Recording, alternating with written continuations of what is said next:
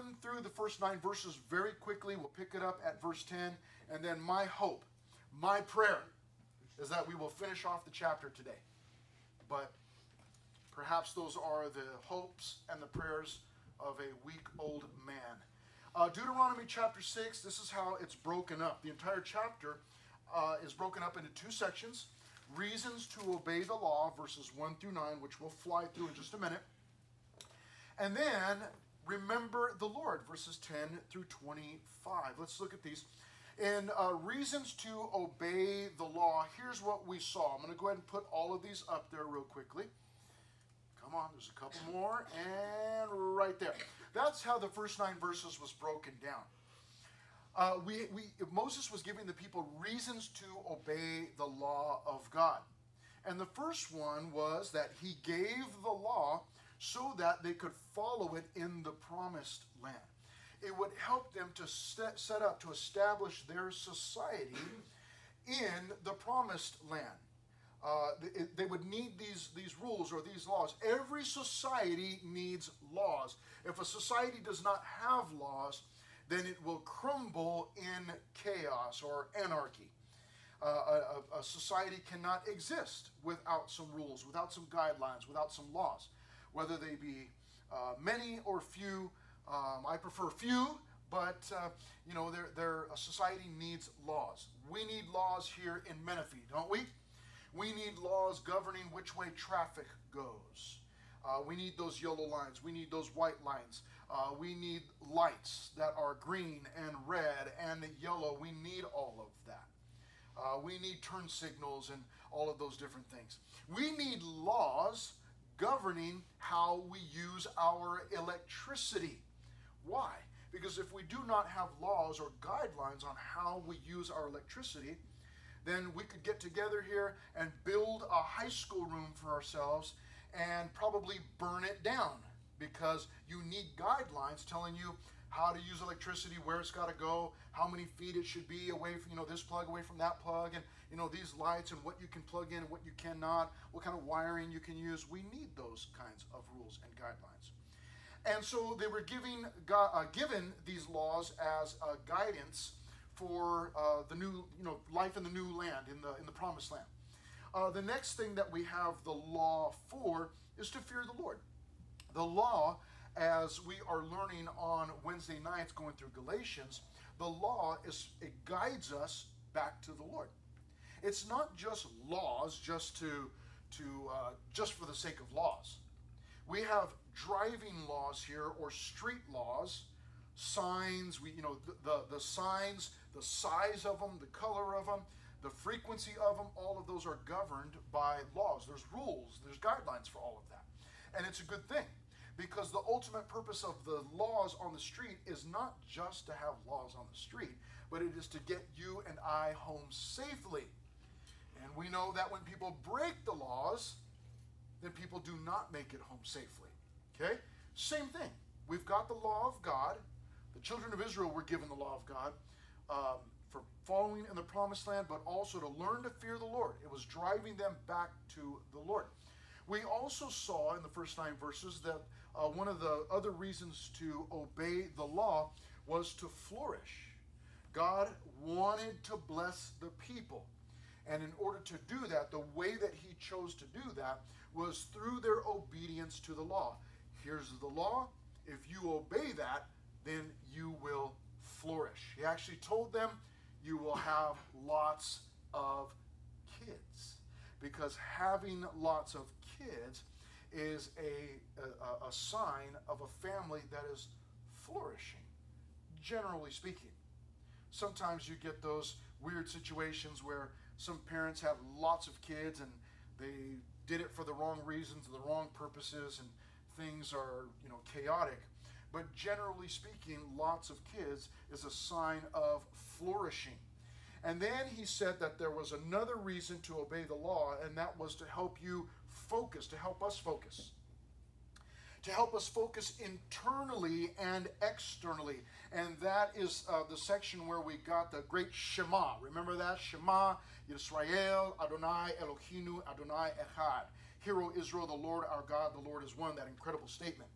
And then he goes on to say in there that we're to focus on God only, and we're to do that, first of all, internally. You shall love the Lord your God with all of your heart, with all of your soul, with all of your strength. Everything that's in me, internally, needs to be focused on the Lord, but also externally.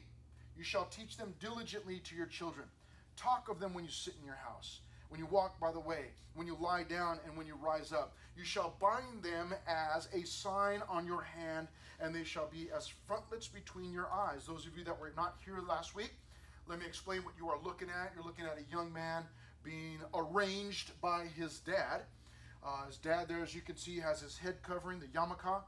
The young man, I'm sure, has one on, but he's got his prayer shawl that he's about to cover himself up with, because he's at, it would appear, the wall behind him would be the western or wailing wall.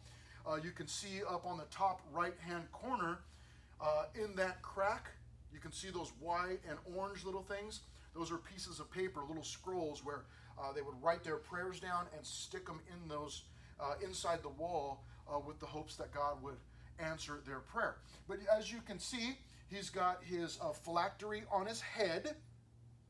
He's also got another phylactery on his arm, right here on his bicep, as you can see, and then the leather strap around his hand. These are all external reminders. I mentioned last week, I do not think, I am of the opinion that God, when he said this, that he says, you shall bind them as a sign on your hand, and they shall be as frontlets between your eyes. I don't think that he was telling them to literally do that. However, I also do not think that this is something sinful or wrong. If someone wanted to do that to remind themselves, well, that's their prerogative. There's no sin against that. Sometimes in our day, we might look at that and go, that's really weird. Why would anybody do that? And then in the very next breath, I'm on my way to the tattoo parlor to get a Bible verse on my arm. What's the difference? There is no difference. Or a necklace with a cross on it. Those things are fine. If you want to get a reminder of some sort, or a t-shirt, nothing, sinful about that. Don't tell your parents that I told you that getting tattoos was fine. Okay, I didn't mean that. Okay, that's a whole different subject. So these are external reminders. But then I showed another picture of something called, if you shake this, sometimes it's like magic. There it goes. Mezuzah there. That is at someone's doorpost.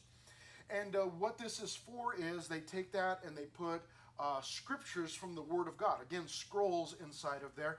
And that goes on the right-hand side of your doorway. And as you're walking in, the mezuzah's there. You touch the mezuzah, okay? And then you would kiss your hand, okay? So you're recognizing the Word of God and its blessing on your house as you go into the doorway. Many families would even put these inside of their house, in every doorway, actually, into every room. It's an external way of remembering that, hey, God is with us, man. This is what we do.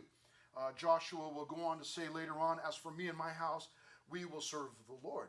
And this is a reminder of that for the families.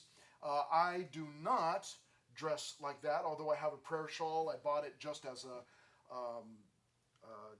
to be able to use as a prop, basically, to use in here, actually. However, I do have a mezuzah at my house in the doorway there as you walk in. There's nothing magical about it. It just looks cool. And so I put one on there, and it is a reminder. And my daughter and I have competitions as to, how many times, somebody can kiss, and touch, and I got 20, and I got 25. And then I'll always remind her, yeah, but then, you leave during the school year and you're gone all week, and then I just kiss it like 100 times, and I'm beating you. It's just a fun thing that we have, but it is a good reminder that, this is, we want the Lord at our house. And so that would be called a mezuzah. These are all external things, because he goes on to say in Deuteronomy 6:9, you shall write them on the doorposts of your house and on your gates. And so that's not necessarily writing it on the doorpost, but it is having the Word of God there as an external reminder.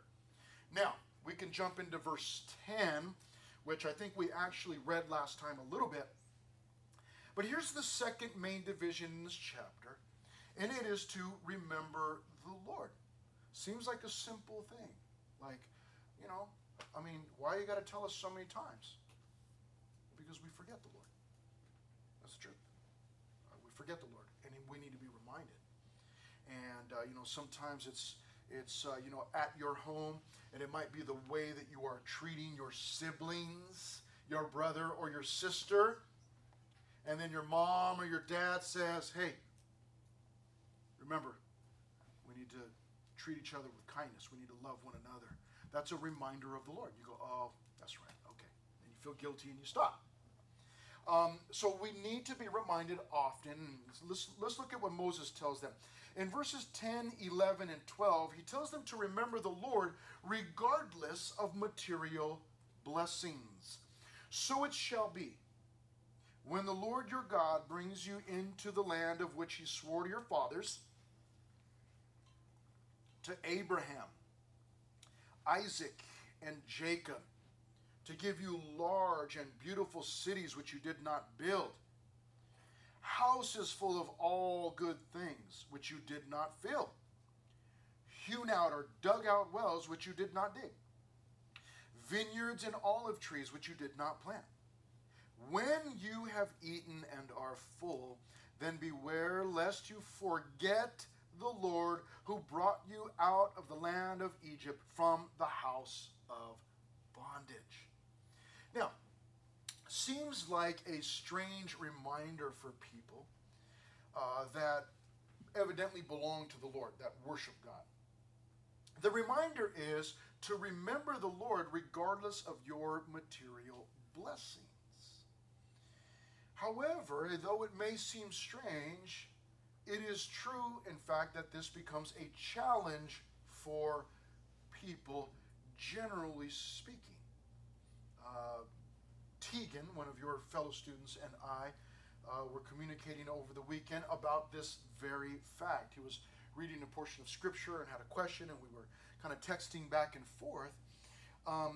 It is actually very easy to forget God when we have the material blessings. In fact, in verse 12, he says, "Beware lest you forget the Lord who brought you out of the land." How can we forget the Lord? And yet it happens. And yet it happens. It is sometimes hard to remember God or to remember our need for God when we have everything that we need.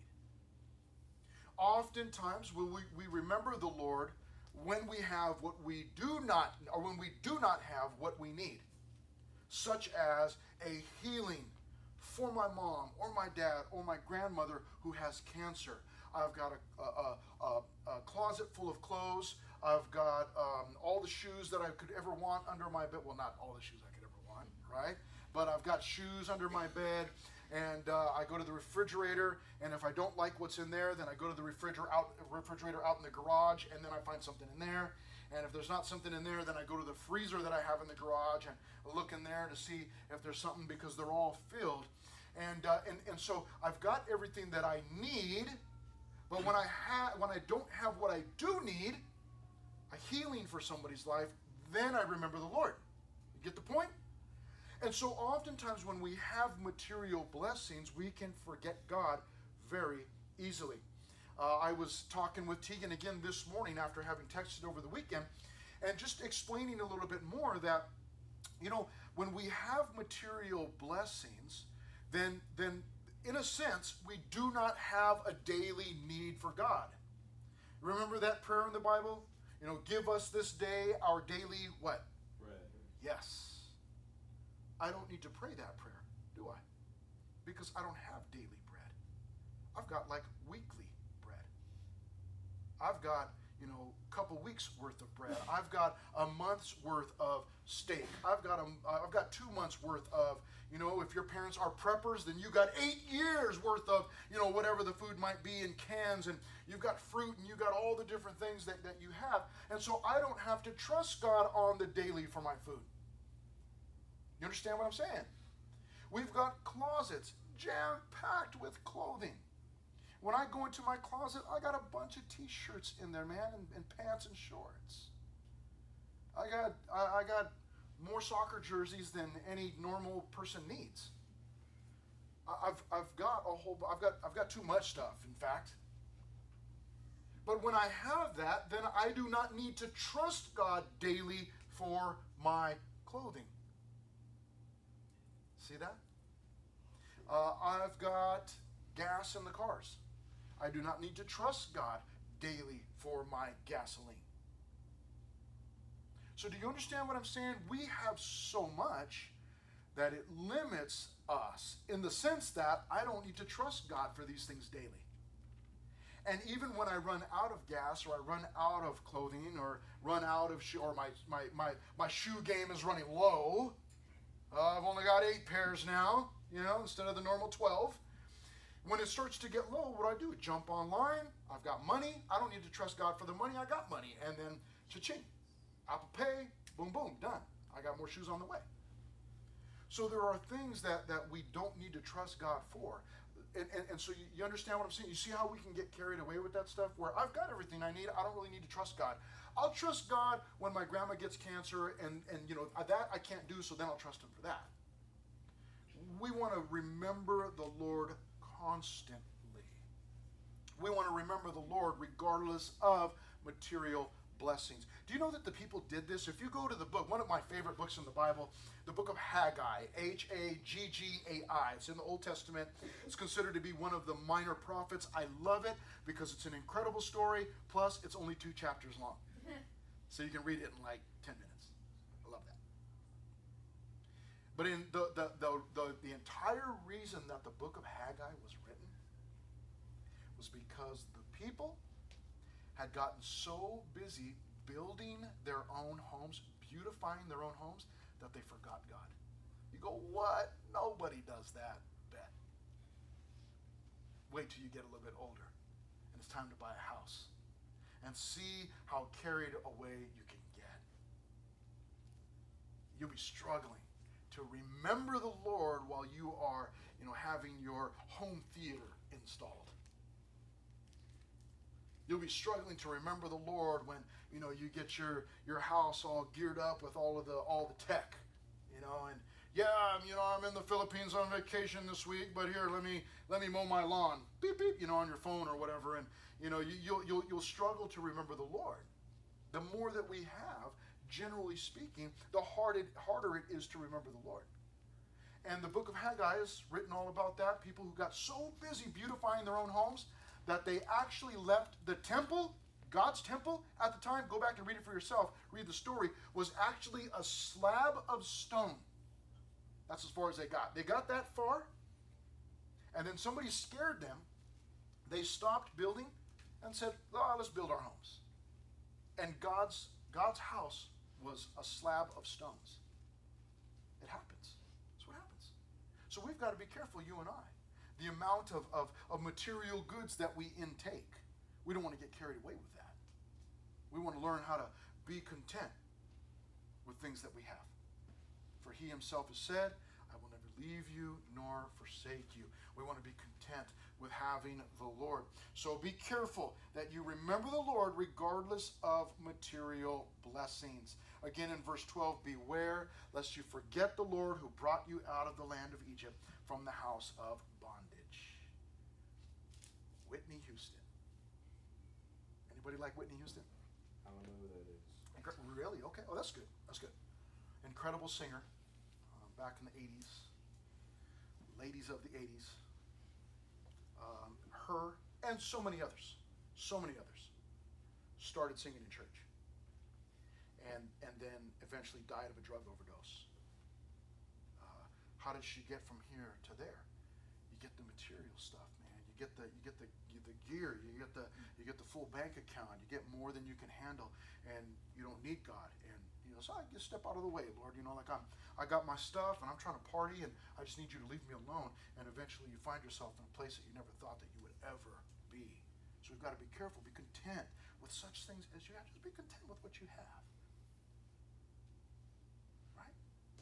Back to school is starting already. Trying to line up all your new fits.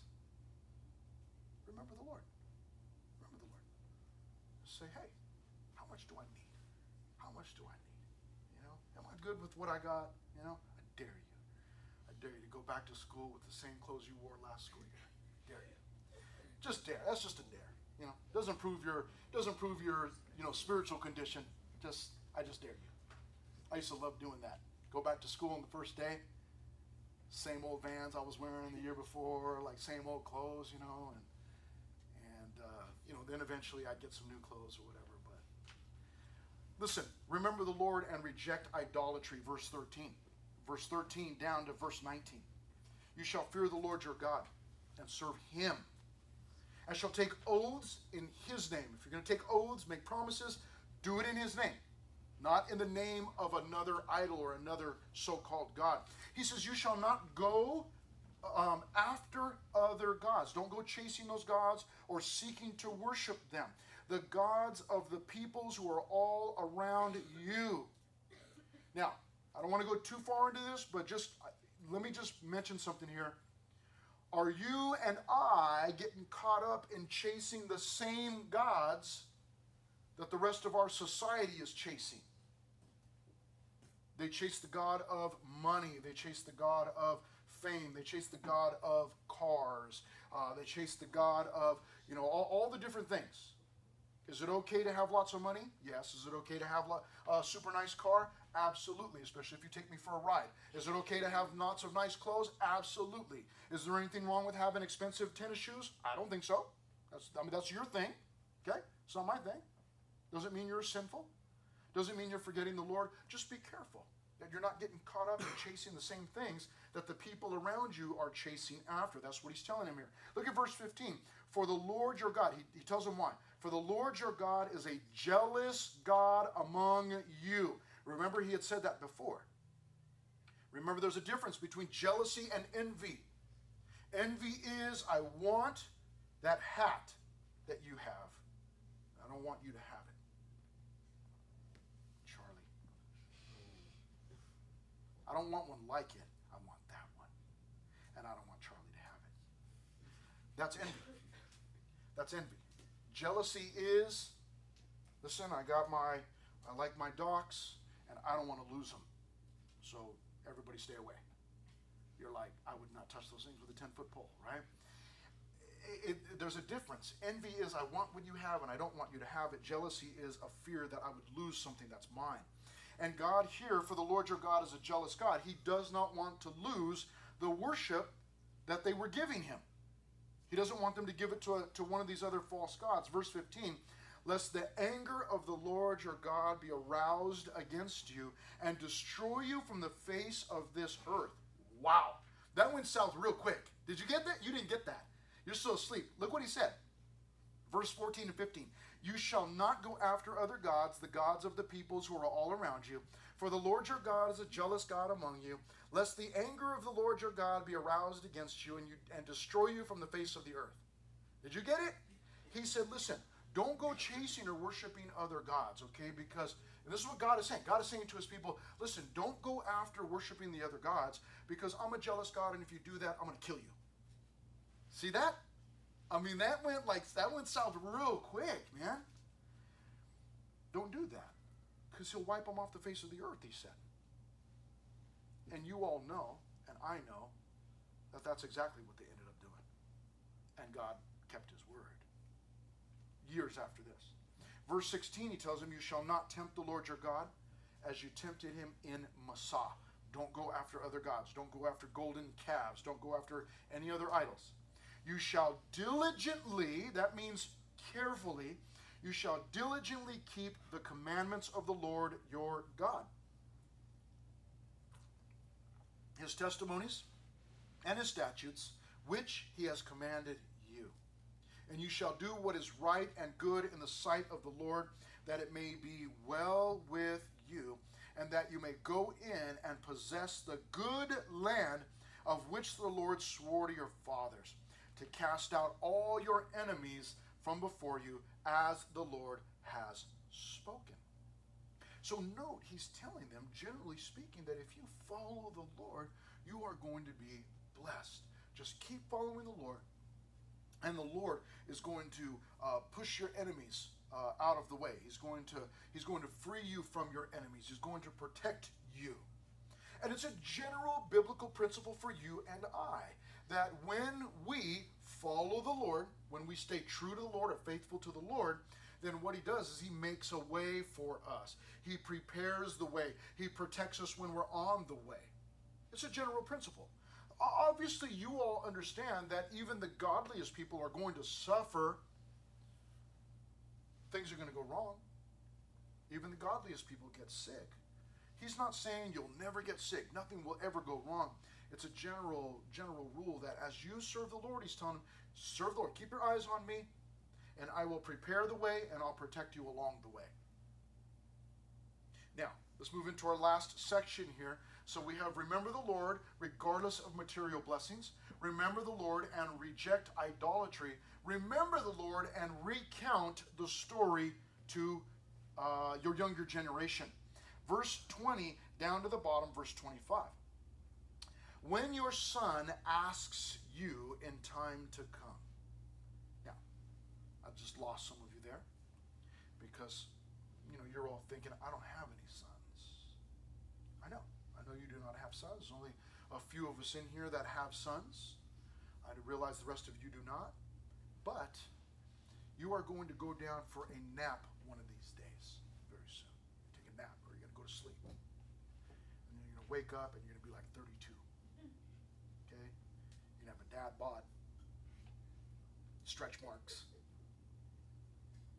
Everything that used to be, just all the buff stuff, Gravity kicks in and it all sags, And you're going to find yourself with kids. You're going to find yourself maybe even with a son. And it's not necessarily just the son or daughter, your kids. He says in verse 20, when your son asks you in time to come, as you follow the Lord, at some point your son or your daughter is going to say to you, hey, why don't we go to church? Because their friend is going to invite them to Knott's Berry Farm, man. Okay? Knott's Berry Farm. And they're going to want to go on Sunday. And you're going to say, no, we don't do that. We're going to church on Sunday. You can go to Knott's Berry Farm after, but we're going to go to church on Sunday morning. And then your son or your daughter is going to be all mad. Like, oh, man, we always go to church. How come why can't I just skip just this one time? And it's going to be your responsibility to explain to them why. Why is church attendance so important? Why do we follow the Lord? That's what he's telling them here. You've got to tell this younger generation. So one of these days you are going to have kids. You're going to need to answer these questions, okay? But that's not the only thing. Let's read on, and then I'm going to remind you of another biblical principle. When your son asks you in time to come, saying, what is the meaning of the testimonies, the statutes, the judgments which the Lord our God has commanded you? Then you shall say to your son, we were slaves of Pharaoh in Egypt, and the Lord brought us out of Egypt with a mighty hand. And the Lord showed signs and wonders before our eyes, great and severe, against Egypt, Pharaoh, and all his household. Now he'll go on. He'll continue to explain. In fact, let's go ahead and read it. Verse 23, then he brought us out from there, that he might bring us in, to give us the land of which he swore to our fathers. And the Lord commanded us to observe all these statutes, to fear the Lord our God for our good always, that he might preserve us alive, as it is this day. Then it will be righteousness for us if we are careful to observe all these commandments before the Lord our God, as he has commanded us. Now, again, many of you are thinking, maybe we could just skip over this part. I don't have kids, okay? But you will. One of these days you will, okay? As scary as that thought is, you're going to have kids. You will be responsible for someone else's life, and it's terrifying.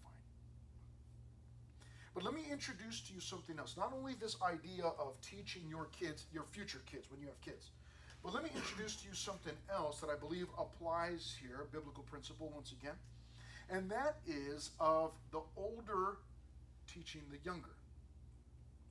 Now, that already happens in society naturally. That just happens. The younger always learns from the older. How to do anything. How to tie their shoes. How to brush their teeth. how to go to the bathroom, right? Because there's a proper way to do that. Okay? How to finish up, especially, get cleaned up. They learn how to do all of those things. The younger always learns from the older how to drive. How to drive. How to change the channel on the TV. How to find Paramount Plus. The younger always learns from the older. Just generally speaking, naturally, that's how it happens. It happens in the animal kingdom, right? Animals learn from their parents or from the mom or from the dad how to hunt or how to get food or how to travel or they learn that. That's just something that naturally happens. It naturally happens with us. When you were a freshman coming in at the beginning of this school year, as you were coming into the high school room, it happened. Maybe it wasn't somebody specifically telling you, okay, listen, you're a freshman, right? Okay. Let me tell you how to be cool. Step 1, sit over here. Step 2, don't sit over there. Step 3, those people over there, don't hang out with them. Whatever it was, you learned. Maybe it was just through observation. You came in. Maybe you weren't a freshman. Maybe you came in as a sophomore or a junior, and you walked into the church, walked into the youth group, and then you come in, and then you kind of watch everybody and say, okay, well, what are they doing? Like, okay. All right, I see we got worship starting. Okay, everybody's standing up. Okay, everybody's clapping their hands. Okay, and then you just jump in there and you do that same thing. You're not necessarily being instructed to do that, but that's, you learn. You learn from those that are here before you. That's how things naturally work. Well, it's no different in the church, in Christianity. We need to learn from those that are older. Now, oftentimes it is those that are older than us age-wise, but sometimes it happens from people that are younger than us age-wise, but they're older than us spiritually. They've been a Christian longer. And they know, the story of Jonah, or they're familiar with the story of Joshua, or, they're familiar with this story about this demon-possessed person in the Bible or whatever, and so you begin to learn from them, which happens often. But still, the basic biblical principle is that the younger learn from the older. And I am going to say this, that what Moses is telling the people here, that you've got to make sure that you teach your kids. I'm going to tell you, yes, that certainly applies to you. Even though you don't have kids yet, you will. You need to teach your own kids. Don't leave it to the pastors. Don't leave it to the teacher. It's your responsibility. That's what he's telling them. This is your responsibility. You do it. Okay? But here's another biblical principle that I'm going to lay on you, and that is that I'm going to ask you a question. I'm going to lay it on you by asking you this. Who are you teaching? Who are you sharing the things of God with? The things that you learn. Are you sharing those with anyone? Or is it all about you? And there is nobody else, because I'm the most important person. You have a responsibility even now. You go into the New Testament, you can read it for yourself in the epistles. The older women are to teach the younger women, the older men are to teach the younger men. It's a general principle. Who are you teaching? Who are you sharing the things with that you learn about the Lord? Who are you sharing those things with? Now, for me, I'm blessed. That's my job. I actually get paid for doing this. Sometimes people are like, so you're the youth pastor, right? Yeah. Oh, okay, that's cool. So, like, what do you do during the week? Like, where do you work? No, this is my job. Like, this is what I do. You work here? They actually pay you to do this? I was like, somebody pays you to do this? Yeah, they pay me. Yeah, I even have an office. I don't ever use it, but it's there. It doesn't have any windows. I'm not bitter. Okay, I'm just saying. Just saying. Okay. Not even a skylight. Okay, I'm not bitter. Okay, Lord, please forgive me. I'm bitter. Okay, confess that. Okay, but yeah, I get paid. This is what I do. My entire job is to teach younger people. So that's pretty cool. Most of you are not blessed in that way to have a job that pays you to do that. But still, you have the responsibility. Do you have a younger brother or younger sister? Some of you are like, no, I don't. I'm the youngest. Ha, off the hook. You have a younger cousin, younger friend, a younger neighbor, somebody that you communicate with, that you can share the things that you learn with them. That is a basic Bible principle. That's part of your responsibility. You can go into the New Testament and read it. It's part of our responsibility to teach others the things that we learn. If you and I do not teach anyone else the things that we're learning about the Lord, then guess what? Where are they going to learn it from? They're going to learn it from the world, or they're going to learn it from YouTube, or they're going to learn it from Snapchat, or they're going to learn it from wherever. They're going to learn it from TikTok. How to be a Christian. And granted, there are some good Christians and some good quality Christian material on the social media sites, but there's a whole bunch of garbage, a whole bunch of junk. And you need to help the younger people wade through all of that. And when you see them watching a video, even if it's a religious or Christian video, you need to be able to tell them, oh yeah, that's a good Bible teacher, or no, that's not a good Bible teacher. Or yes, that's a good Christian band, or no, that's not a good Christian band. Or yeah, that's someone, that sounds good, yeah, that's okay, that sounds good. Oh no, that doesn't sound good. Because the Bible says X, Y, and Z. And so the younger people need to be directed. Now, the reason I'm taking some time to share this with you is because you're in high school. And in high school, what are you supposed to do? In high school, the upperclassmen are supposed to take the lowerclassmen and dump them head first in the trash can, right? You're supposed to bully them, right? Got to bully them and, set them straight like, hey, this is how we operate here, man. I'm in charge. You're not. Go get me a cup of water, Go get me a juice box boy, let's go, move. But that's not the way that the church works. That's not the way the church operates. That's not the way that the people of God operate. The way that the people of God operate is open arms, come on in, let me serve you. Oh, right? Listen, do you want to measure yourself as to how godly you are, how well you're doing spiritually? This is how we measure ourselves. We look to Jesus. We go, well, Jesus, obviously is our model. What did Jesus do? Jesus said, for the Son of Man did not come to be served, but to... Oh, you guys don't want to say it. For the Son of Man did not come to be served, but to serve. And then we go, oh, man, what if he's the model, I'm supposed to be doing what he's doing. Am I doing that? That's the model.